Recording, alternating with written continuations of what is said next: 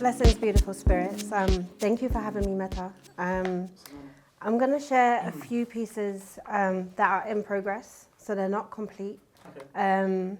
But it's just me penning my thoughts. And the theme is vulnerability and introspection. So it's a deeper dive into me. And I guess it also opens up the conversation for vulnerability in the room, because I don't feel like we touch upon it. So the first piece that I'm going to, sorry, I'm just going to clear my throat. It's called Unseen. Okay. When you have experienced a lifetime of being unseen, constantly playing small instead of living out your dreams, attention in any form can make it hard for one to receive. Hiding in the shadows, normalizing laying low, as opposed to marching to the beat of your own spirit's tempo.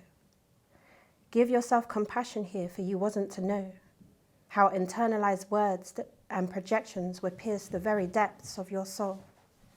After many ego deaths, transformations, and soul level clearing, you find yourself on the other side, relearning and healing. No longer lost, but on the road to being found. As you welcome yourself back home to yourself, this unconditional love is profound. Observing these patterns has me intrigued. Living a life of limitless possibilities is now what I believe. This has set me free.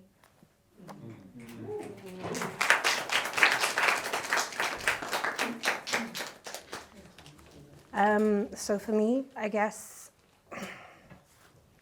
where to start? As I said, a lifetime of being unseen. When you've grown up in a dysfunctional household, I touched base on this with someone in the room already.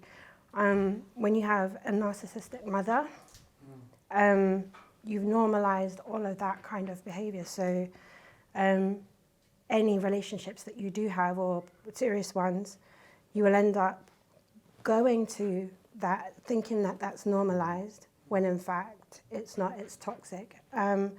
So now that I am separated from my ex, I am trying to rediscover who I am, what Duality D Danielle is, without all of these projections. And I guess I'm now at a stage in my life, and especially after the last year and a half, 2 years, the growth has been immense. Like, I'm now pursuing what I've always wanted to do, which is poetry. I used to sing and songwrite in my teens, but to be on the other side and now doing spoken word in front of so many people, even when my voice shakes and even when, you know, I've got the physical shakes, I'm still speaking my truth. And it's about the message of speaking your truth, you know, even if your voice shakes. So, yeah, opening the room to any questions.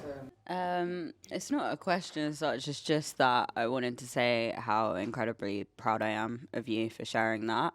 So, what I really felt as you were talking about being unseen was not only the understanding from like childhood and wanting to break like intergenerational trauma and other things that you've spoken about, but the fact that you're here doing it in that moment while speaking about it, you're here being seen and sharing, and just the like, it's poetic that you were obviously talking about that whilst being seen. And I think I have so much admiration for that. I've been really struggling with being seen recently. I think I've been really struggling to want to share any poems for that reason of like the abuse and the dysfunction and not wanting attention on me and things like that. And I think seeing you do it, I'm just very incredibly proud. Thank you.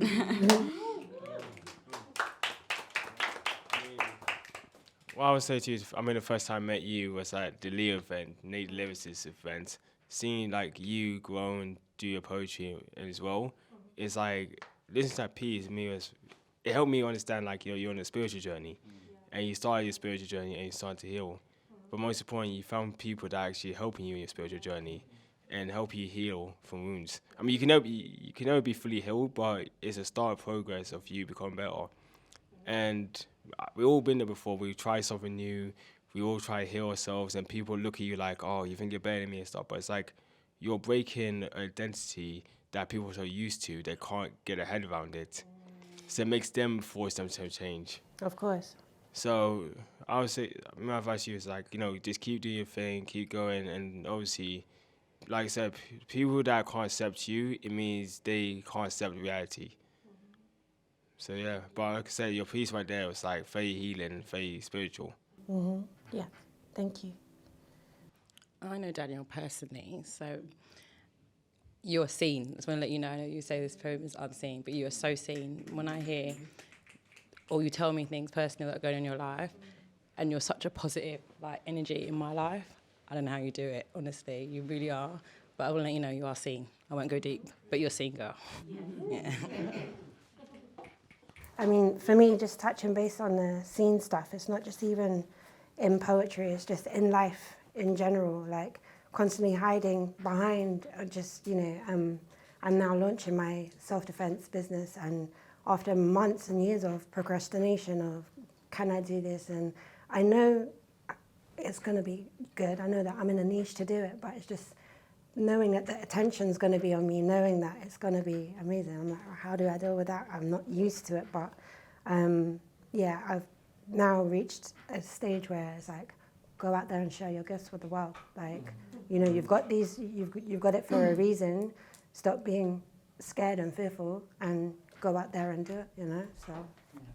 Two things. One, about the normalization of dysfunctional households. Like, I feel like this is such a big problem, whether it's domestic abuse or any kind of abuse, verbal abuse, whatever it is. Things like, oh, be forgiving or be understanding, or so-and-so has been through this and so-and-so has been through that. And if you're a child listening to that, as you get older and older, you keep making excuses again for people's dysfunctions, and then you make excuses for your dysfunctions. And then when you start to want to unlearn all of that, because I think it's one thing becoming aware that actually, wait, that's very wrong, and it's another thing to then want to unlearn it. And the process of unlearning it is so incredibly painful. It is one of the most daunting things to do, which is why a lot of people avoid doing it, and they get comfortable in defending the dysfunction. So I really want to say thank you for standing against that. Thank you for wanting to unlearn, and thank you for being leading by example, because I think a lot of things that we've discussed today is helping us understand it's just about leading by example, and hopefully people will follow on. And if they don't, we don't stop leading by example. We don't let that be a reason to stop, because sometimes you might feel like you're alone and you're thinking, is there a point to this? But you're doing it for yourself, and you deserve to do it for yourself. And the other thing was a question, actually. I think you don't have to answer it, no one has to answer it, but when it comes to narcissistic behaviorisms, and when you've grown up with narcissism, and you want to break out and away from that, and then you want to do something for yourself, but you're like, I don't want the attention. Does that come from maybe a fear of yourself becoming a narcissist? Because I think the word attention and the word narcissist, sometimes they coincide, and we tend to think that getting attention for something is a sign of you becoming a narcissist, but not necessarily. I think sometimes it's just, what's your intention behind wanting that attention? And so that's just some food for thought, because I think sometimes fear of becoming arrogant or whatever it is, because I know that's one of the reasons I don't share things. That's one of the reasons I don't step out sometimes, it's because I don't want to be arrogant. I don't want to sound like I know it all. But yeah, I think that's something that was passed down to us by certain belittling questions we may have faced as children. Oh, you don't know it all, you're just a child, or, I know more than you, I've got more experience than you, or these kind of phrases that actually they stick to our fibers, and we don't realize that. We've got so much to unlearn, but yeah, I want to say thank you, firstly. Thank you. For me, it was, I guess, it was the judgment of other people, if that makes sense. I was constantly shut down for having an opinion, for expressing an opinion. So I quietened my voice, to the point where I went mute for a little while, just only over a month or two. I will touch base on it because I've referenced it before, but sexual abuse in my teens. My mum did not believe me, and stepfather and stuff like that, so you get the gist. Yeah, when you're not believed, then you suppress your voice, and then when you do find your voice again, then it's just like, are people gonna judge you for your voice? And it's like there was a point and stage in my cycle that the validations of other people, but then I unlearned that the only validation that I need to seek is myself and from within first. You know, everything external does not matter. If you're true here, then that's all that matters. And yeah. Sorry, she hit the nail on the head. She just answered. I was gonna speak on the aspect of imposter syndrome because you spoke about the. It does come up from time to time. That residue does come up. Best believe, even when I share via not stories, but Instagram or something, like before I hit send, it's like, oh my gosh, I'm putting a little piece of me out into the world, like. But no, I have to. Whenever those intrusive thoughts come, I need to treat it like a cloud and make it pass, rather than internalize that thought. Yeah. So much of us, I mean, mind chat, we have 100 million things going on, like talking to us negatively. And if we constantly listen to what's in our minds, yeah, then we won't get, nothing will get done, and we'll constantly be on this loop stage of overthinking and all the rest of it, right? So whenever those thoughts drop in, I treat it like a cloud, and this is what I'm trying to teach my children right now, is just like, imagine that it's just rain or a rain cloud, and then, you know, you see it, it's there, acknowledge it, feel it if you have to, but make it pass. You don't have to, it doesn't have to rain and then just be heavy. Just make it pass, and then the sun comes out again. So it's just using those things. So yeah, the imposter syndrome is wearing off. I am growing in confidence daily, but the residue is a little bit still there, but not as heavy as it was. So, thank you. No, I love it for me too. Thank you. What piece shall I share next? All right, this is very short. They're all quite short. And this is another in progress one. So I guess it would be thoughts on how to add more to it. It's untitled, but it's about your nervous system. So life's experiences has taught me to listen attentively to my body, for my vessel communicates in ways no other human's language can simply convey. It is fluent and skilled in reading energy. When my vagus nerve speaks, she signals, can you hear me? I have learned to listen and master, to tap in, for she keeps me safe in any capacity. So for me, this conversation was inspired by this poetry piece was inspired by a conversation with a fellow poet about, I guess, our nervous systems and how to not recognize that, but basically, if we quieten the mind and drop out of the mind, our bodies will be able to tell us, you know, if we're safe or danger and stuff. So it's just basically, I guess, coming from an abusive kind of thing. I used to be very hypervigilant and literally scan the room for anything, like jump at loud sounds and stuff. But now it's just like, pay attention to your gut. So it's like, if it's fluttering, or if you feel a bit of anxiety, or even if you're bordering like TMI, diarrhea, all of this is just like high level anxiety, right? These are signals that you're not right in that environment, and all too often we suppress these things, you know, and normalize them. Whereas if you're in an environment where it's safe and you feel safe, your nervous system is not going to be popping off with signals and, you know, stress indicators. So that's what it was just all about, is coming to that recognition that the signs were there all along in my abusive relationship. I just chose to, at the time I wasn't unaware, but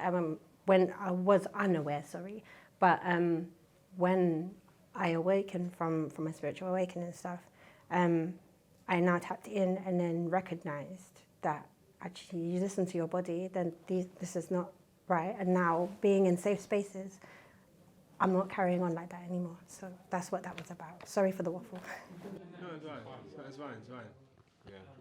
So I just got a question for you. So it's something that happened to me last year, and I realized it during the poaching. But would you say you come across like you're kind of like an empath in a way?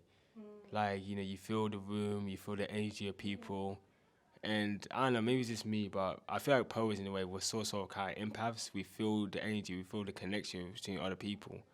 Like maybe not consciously, but subconsciously we feel like the energy, the vibration people give us. Yes, energy doesn't lie. Yeah. I feel like that speaks before anything, you know, so yeah. Yeah, I really love that piece. I think that's something that I've been really trying to focus on in the last like 2 years, is just like listening to my body so much, and just around people, like people's energies, like you can really feel if someone isn't somebody you should be around because you don't feel comfortable, you feel tense. I personally get a lot of tension in my jaw when I feel really anxious, and I really try and just tune into it now and think, why am I feeling like that, and like what can I do, and like just practicing different exercises and things, and just movement in your body to just get in tune with your body. So yeah, that was really powerful. That really spoke to me. Yeah. Can I just say, sorry, that's amazing that you know where in your body you feel nerves. Like, I think, sorry, that's it. I just want to say that you've clearly paid a lot of attention. You've worked on yourself a lot to get there, so I'm proud of you. So, like, in the process of healing from narcissistic abuse as well, I've been doing the same with my therapist, and like we do a lot in the sessions of checking in with different body parts whilst talking about different memories or trauma or types of abuse. And I think where you started your poem and what you could do more with it is to link those two things. So to talk about on the one hand the emotional, and then on the other hand the physical, to tie it together, and then to move on to the next. And the way that we've kind of just shared feelings and how they've taught you stuff or showed you stuff within your body, I think that could be a really like good direction for it, is to kind of bring both awareness of where it sits and stuff to do with like when I did art therapy, I unlocked, because the brain and the vagal nerve, like it's connected, and during art therapy it unlocks a part of the brain that's like stores stuff. So as I was doing the art, I could unlock a lot more, and whilst doing that I think I learnt so much more. And I think almost writing a spoken word piece that causes that unlocking for people in the room that you perform it to would be a really great direction for that poem. I mean, what I was trying to say was what you just said about the body parts, because I know it's me, if I'm performing or I'm going to get into confrontation, first thing with my body parts, I know it's my legs start shaking. Like, my legs are shaking, it was like fight or freeze.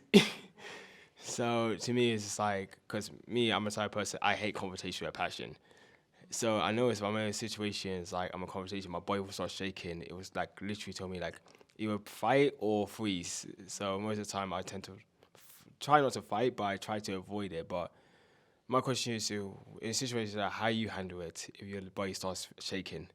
Wow, okay, I can give you an example of that because that happened yesterday on stage. I don't like to, I'm very mindful of the words that I use. So I try not to, don't like to say things like worst or anything, but I was definitely paying attention again back to my body. But on stage yesterday, I just come back from, I guess, a festival where they've done a lot of healing. So for about 3 nights, we were out there camping. I gave a workshop doing self-defense, and I also received a lot of healing there and stuff as well. So a lot of heavy energy. Coming back yesterday, little time to kind of have any rest and then go to the performance. So on my 3rd poem, halfway through, I lost the rhythm from memory and then reached for my phone to get it. But for some reason, and I was shaking like literally uncontrollably. So I'm able to flow fluidly, but I'm literally, no word of a lie, I'm like this. So, literally, so there's nowhere to go, right? But I'm on stage, so I'm flowing fluidly through it. And then I've got my phone, trying to look at the words, but it's not coming out, so I'm stumbling as well. So I stumbled through it while shaking and then sweating because of the thing. But perseverance, I say, just persevere. Don't give up, with regards to the shakes, because that's just your body, I guess, for whatever reason. You might be... Shakes can be excitement as well. This is what I'm learning. It could be that there's just a lot of adrenaline going through your body. But I haven't learned to just root it down yet and stand there tall without shaking. The shakes are still a little bit visible. But just persevere through your performance. I don't know if that answered your question. Yeah, just following on from that. I'm such a presenter of this. Sorry, I can't get used to it. Yeah, following on from that, I think I read, a few people might have read it, but The Body Keeps the Score. I've got that. Trauma in the body and how it lives in the body in different course. parts. And I'm the same as you. I hold so much tension in my jaw. And having a dance background, there's a lot of work with how you do release that tension in your body. And I would advise everyone to try and move every day. Your body needs to move. We're actually made to move. And don't be afraid to go with your natural movement, and being in touch with what your body's telling you. And if you are shaking, what you can do is your body wants to shake, so it's literally you actually shake it, maybe not on stage in front of everyone, but maybe you need to release that energy before you come on stage, taking some time. Also spinal rolls and neck rolls, all those things are really, really important for your body. And I say prioritizing movement is really important. And when you're talking about the body literally tells you what's happening. It does. That's not to say that, don't ever go to a doctor and just do acupressure or whatever, but there's so much value in what we have within our own systems and what you can do. But yeah, in terms of that shaking thing, your body wants to shake, so it's you have to let it, you have to release it. And there's a lot of work about discharging energy and stuff. We have a lot of ways in which we can do that. If you're interested, I'll send you some books on it. Talking about that, I think what Mom would say as well, because there was a moment, I think, before the pandemic, I got into yoga, which is weird. And I remember the first time I did yoga, I was because I go to gym a lot and I'm working out. I'm the first time I did yoga, my body was why is it so hard to do a normal position? Then I realized something, my mind and body were fighting each other. But then the more I got started to yoga, I realized my body was trying to tell me to relax. My body was telling me to relax, just surrender. But also another thing, I think any of you guys heard of the Wim Hof method? Yes, I have. Yes, that's very good. Breathing techniques. Yeah, that's the one thing I never realized about breathing as well. And I remember the first time doing it, I was saying, why is it so hard? But I realized we don't listen to our body. We listen to our mind, but our body actually carries us. So yeah. So just to add on to that, I think there's a lot of people that probably aren't listening to their bodies, because I don't know what you guys think of this, but the resting bee face, Yes. Yeah. I feel It's this. Resting, huh?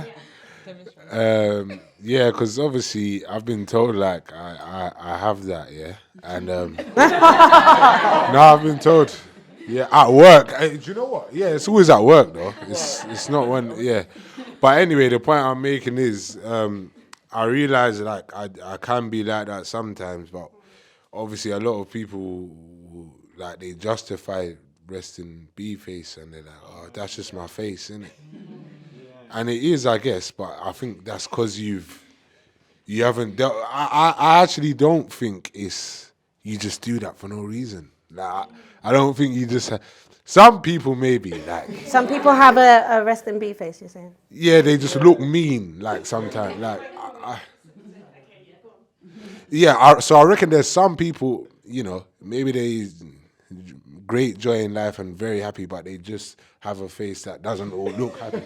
No, but I don't even mean that in a mockery way. You get what I'm trying to say? But I'm saying a lot of people, you know, I think develop it through trauma, but I don't think so. I feel like I did that, but it took me a long time to like admit that to myself, like, because I was just thinking, why am I always screwing? Like, because I never used to do that before, but it's just because you get so used to holding the tension in your body, and and that's why it was always mostly at work I would hear that, because the type of person I am, I'm so like anti-Babylon. So when I'm at work, I just feel like you're defeating the whole purpose of your life. So Literally. But you know what? I have now though. I think, I have. But Poetic unity. Honestly, But you know what? There's a question I want to ask you, like, you know, to all the women here, especially black women. It's like they hold the Western. Can I swear? Can I actually curse now? Because I don't curse. Thanks. I think the Western bitch face, it's like the more stigma towards black women, and I realized something. It's like I hate that stigma. It's like it's just want to smile because you're forcing her to smile. You just feel like smiling. She doesn't feel like smiling. That's like a default. It's a default face. And I remember one time I saw my colleague. I was like, "You okay?" He's like, "Yeah, I'm fine." It's like, I don't know. You look like you're miserable. He's like, "Oh, that's my default face." Then I had to realize something like that's who she is. But when you get to talk to someone, they end up smiling a lot. They end up churching. They end up, like, you see their smile way too much. It's just like it's our first interaction with each other. Because when people see me like Donkey always smiles, so I'm like, well, I'm smiling, but deep down I'm actually nervous. So it's like a social anxiety as well. Just people don't understand that. But yeah, definitely. It's like, Oh, go on. And this is real quick anyway. I know you say don't force a smile, but just going back to certain things that do make you feel better. That if you actually smile, it does make you feel better. And but you can look kind of mad because there's been times I'm like crying and I'm like, like really trying to make myself feel better. So it doesn't always work, but sometimes it can actually release those are good things in your body. It apparently tricks your body into Yeah, thinking you're smiling. I'm really happy. Yeah. That was it. Yeah, and then eventually you can actually you end up smiling for real, like. Yeah, I think it's interesting about like the whole resting bitch face, whatever. Because I've been told both, like, oh, why are you always so happy? And then I'm like, why is that a question? That says a lot more about you than it does about me. And then I've also had you look like you want to kill someone, and I'm like, what? Like, what? And you know, I started thinking about facial expressions when you're just being, like you're literally just minding your own. And for me. So the time I was told I looked like I wanted to kill someone, apparently, I started thinking about that. And I was like, actually, I was walking through like this cathedral area in Coventry, because that's where I went uni. And I was genuinely just like deeping life. So I guess I was deep in something serious for me to look serious. But, you know, obviously there's no murder on my mind. But that person doesn't know that because they're jumping the gun. They have no interest in getting to know you. And I think there's an issue with like people just are so much more interested in what's going on with other people than themselves, because it means that they have more time to avoid dealing with themselves. And I'm more interested in like buying time to deal with myself. So if anything, that conversation about like what's my resting face has actually brought around a lot of self-reflection for me, because it's like what's going on. I start to tune in of what's my expression. So sometimes when I can feel like there's a frown or tightness in my forehead, I start to think, oh wait, like release it. I tell myself, release it. And then I think, what was I thinking about? And then you go down this, like, sometimes a hole, sometimes not. But yeah, I think... But I think I realized something, I think it's a cultural thing, because us British people, let's be real, we are pessimistic as hell. Like we are pessimistic as hell. Like, I have a work colleague, he's like from America. And when I see him, he's happy, he's got lucky. And I realized something, why are you so happy? Like, you live in an environment where it's miserable. And I realized something, Americans, they're so optimistic. And like, us British people, we have like a small mindset. And I'm looking like, we need to learn from them, like, to be more optimistic. Like, I remember one time I was like happy in my lunch break. I was dancing. Guys looked at me like, why are you dancing? Why are you happy? I'm like, is that a problem? Like, you want me to be miserable like you guys? I think it's because someone's optimistic, it kind of makes them feel bad about themselves. And I think that's why I like the poetry. Like, when you meet lots of poets, like, yeah, we do our poems by sadness and pain, but it's like, we could turn that into art to give someone elevation and motivation. That's the beauty of it.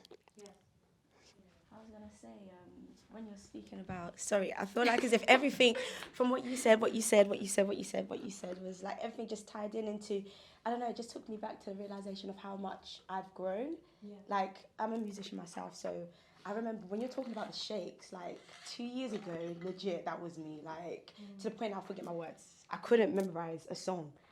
I'll be like, what the hell is my words? And he'll be like, I don't know what you were singing, but that wasn't the song. And I'll be like, what the hell? And then I started exercising, and then I started also implementing, listening to a love language. Like, obviously mine is just, I like doing affirmations in whatever form it was. And I started finding people that speak of powerful things, like for the mind and stuff like that. So I started I made a combination between physical exercise and mental exercise, and my performance changed. I had that aspect of release on stage, and I tell you, I've met a new person that I never knew that even existed. It's insane. It's so crazy, and it just takes you to be like, okay, I'm gonna do this for myself every day. I don't do a show without doing my exercise and listening to Sadhguru or someone like Gary Vee, someone powerful that I think will be like, okay, cool, I need to get my head into the game. And I guess when you go on stage, it kind of allows you to feel free. It does. And when you really feel free, you start to unlock sides of you that you never knew existed. Right, that and then part. the power just starts to really come through. Like in my sets that I started introducing recently is my second song in, I always like to do a release with the crowd. So we release, I tell everyone, we're going to release anything, doesn't matter how big, how small it is. And at the end of my set, we do affirmations. So then it's kind of like we go through a releasing aspect, and then we kind of go into affirming love into ourselves. I think it's so important because I feel like it's so easy to do like the releasing part, but forgetting to do the other part, or doing the giving yourself love and then not doing the releasing part. But they like literally come hand in hand. And yeah, and then I started turning into one of those people. Why are you always so smiley? Why are you so happy? Like, even sometimes I'd be like, everyone you meet, they're always like, why are you grinning? Why are you grinning so hard? And I'm like, I'm happy with life. But yeah, game changer. I love affirmations. I said they're both annoying when someone says, why you always smiling? And why you always... I find them both annoying. Just let me be wherever I want to. No, but on that point of affirmations, I love affirmations. And again, words are spells, and what we speak on, you know, energy goes where energy flows. So we've got to be very mindful of what we say. And affirmations have been a game changer for me as well. And I like to close with affirmations too. So yeah, thanks.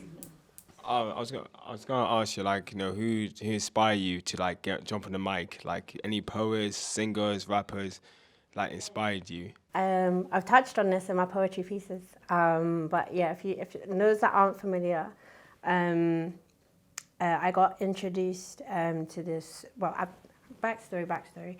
I guess I've been writing since teens, doing, I guess, the singing, songwriting stuff, but then parked it.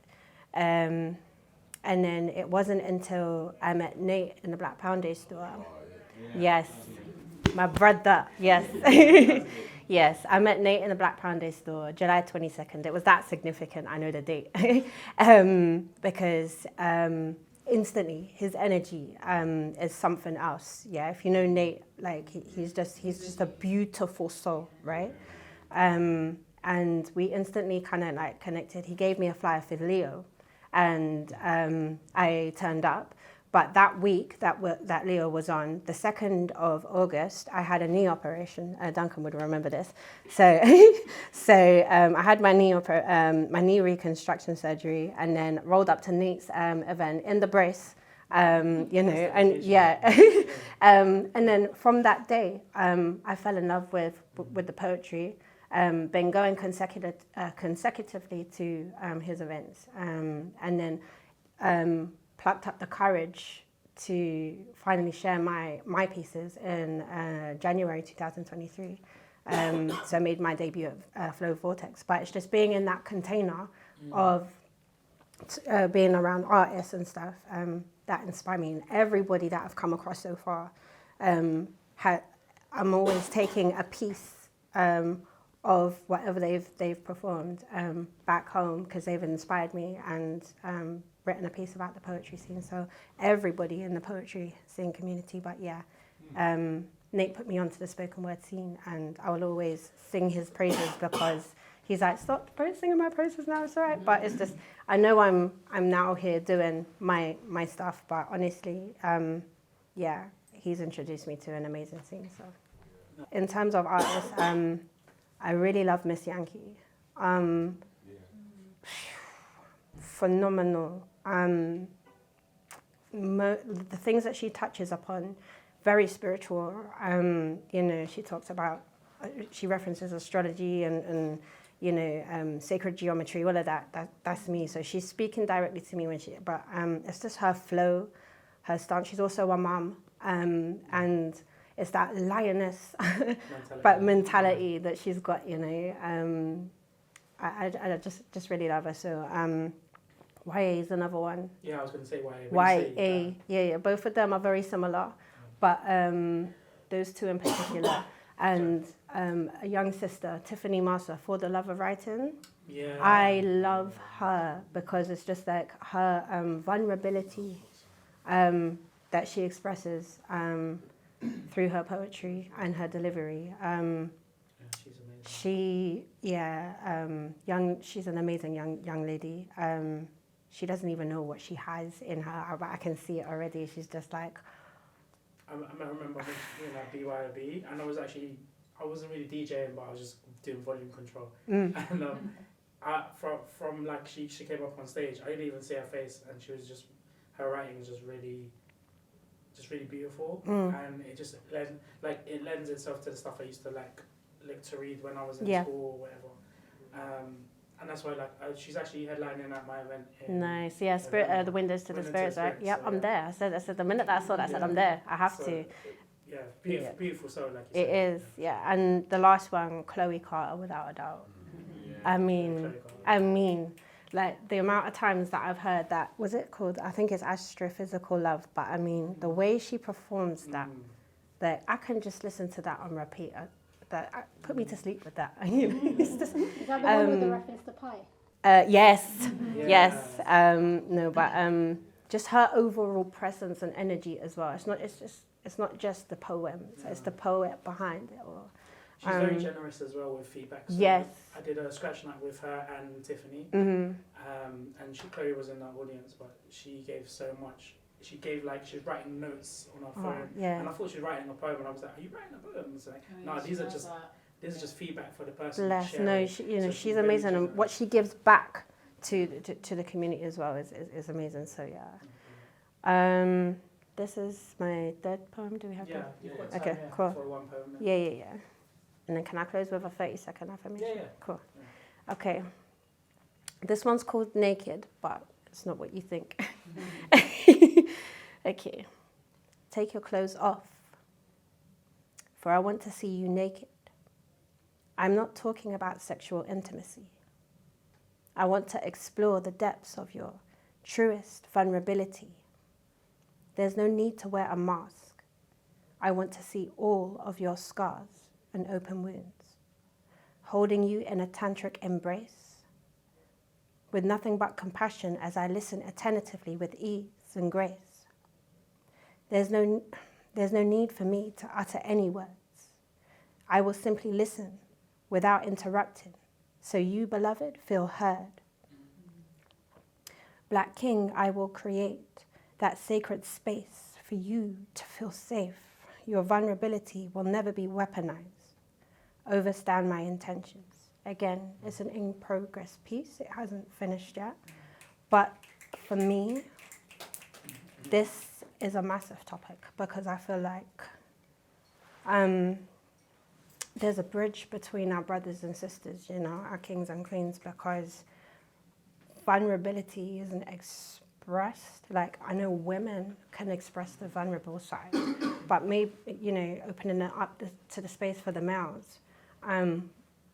What I've observed in my life, and even with my brothers and stuff, they struggle with vulnerability. And they struggle having those uncomfortable conversations of truly being seen.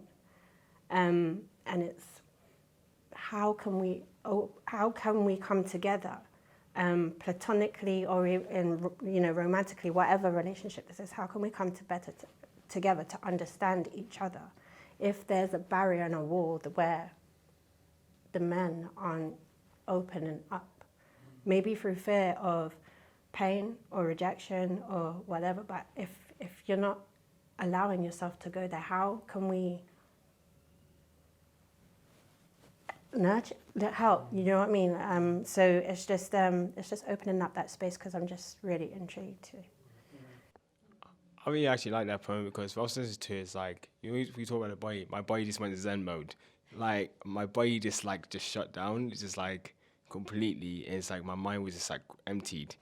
So we listened to that poem right there, even though it's unfinished yet, but I felt the energy. And it was good though, because in a way it's like the masculine and feminine energy. It's like you're radiating a lot of feminine energy, and I'm like receiving in a positive way. So in a way it's like, it was good because my body was like calm, relaxed. And I think when you touched on that as well, because I think from a male perspective, we don't know. Again, it's a society thing. Like, society tells us like, don't do this, don't do that. So it's like a catch-22. We don't.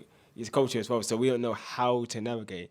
Especially if you come from African culture as well. It's like the men lead, the women follow, and it's like you don't know how to navigate it as well.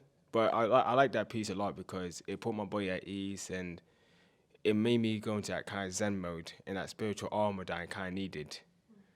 So yeah, it was a good piece. Thank you.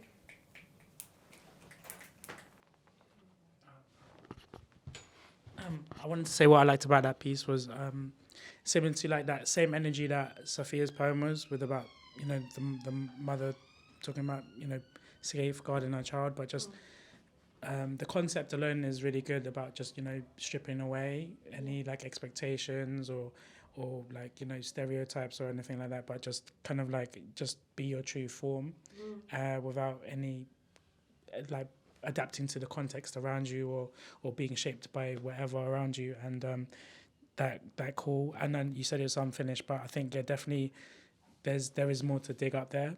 And I think just the idea, like Duncan was saying, is like the idea of vulnerability and the need for armor. I think for the concept of what a man is so archaic.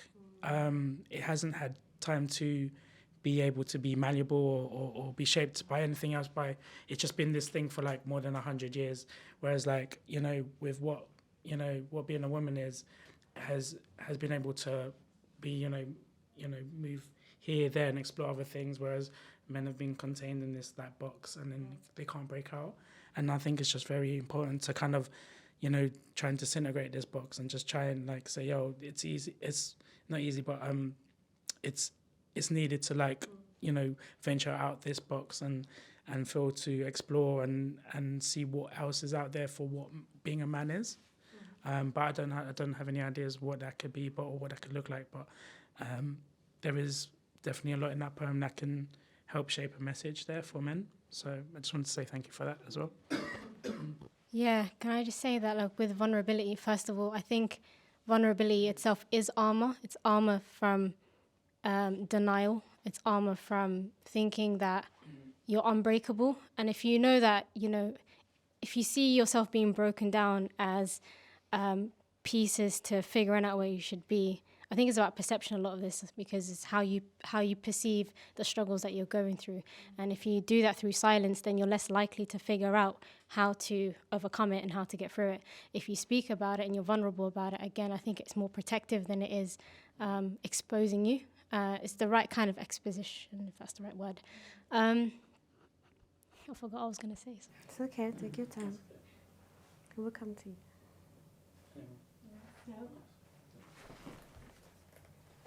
Yeah, I really loved that piece. That was really beautiful. I think it's such a big topic to unpick. I've actually been reading, I don't know if you know, Bell Hooks' Black Men and Masculinity, and it's such a good book. And I think it's just, vulnerability is hard. Like, it's so hard. And I think in the last few years, we've been having a lot more conversations about men's mental health and men opening up and being able to talk to people, and I think it's something we just need to continue to talk about and open up that space and let it be normal. I feel like for all men, it's like, oh, we've got to, as you said, you've got to be the leader, you've got to be the one that has everything together, and can just hold everything down when actually we're just human. Like we're Of all course, actually we just all are human. human. Yeah, and so.